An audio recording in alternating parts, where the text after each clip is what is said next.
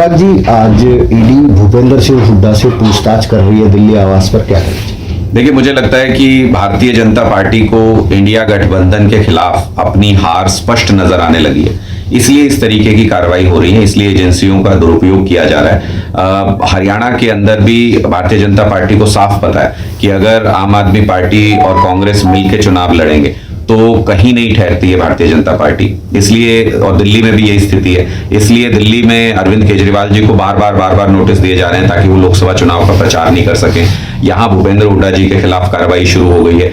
मैं ये पूछना चाहता हूं कि अगर ऐसा कोई मामला दर्ज है, अगर ऐसी कोई FIR है, 9 साल तक भ्रष्टाचार के खिलाफ मोदी जी सो रहे थे क्या?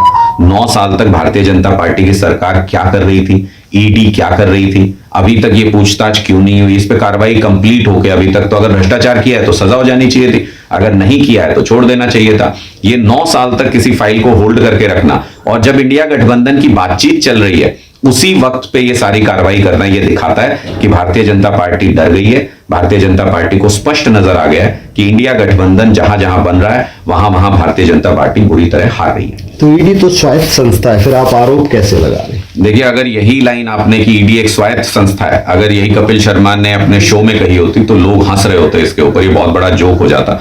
जिस 5,500 केसेस ईडी के अंदर हैं और उनमें सिर्फ 24 कन्विक्शन ईडी करा पाई है, जिनमें 96 से 98% तक जो मामले हैं वो विपक्षी नेताओं के खिलाफ हैं। अगर ऐसी संस्था को आप स्वायत्त संस्था कहते हैं तो फिर भारतीय जनता पार्टी का एजेंट किसको कहें?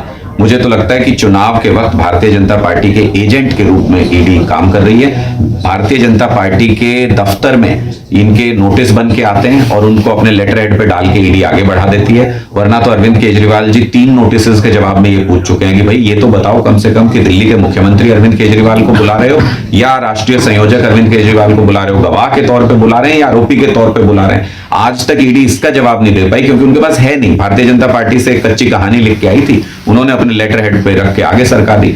ये ऊपर से जो भी इंस्ट्रक्शंस आते हैं, कठपुतली की तरह ईडी इस वक्त काम कर रही है। मुझे नहीं लगता कि उसको स्वायत्त संस्था आज के दिन में कहना सही है। भूपेंद्र सिंह हुड्डा पाक साफ है?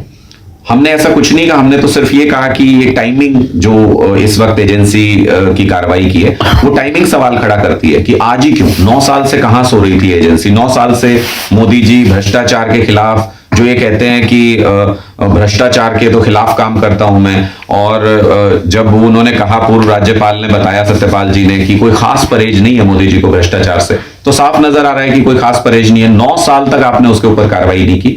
अब जब इंडिया गठबंधन की बातचीत चल रही है, अब जब इंडिया गठबंधन लगभग तय है, तो उस वक्त पे आप अगर ऐसी रेड कराते हैं, एजेंसीज का दुरुपयोग करते हैं, तो स्पष्ट नजर आता है कि भारतीय जनता पार्टी अपनी हार से डर रही है।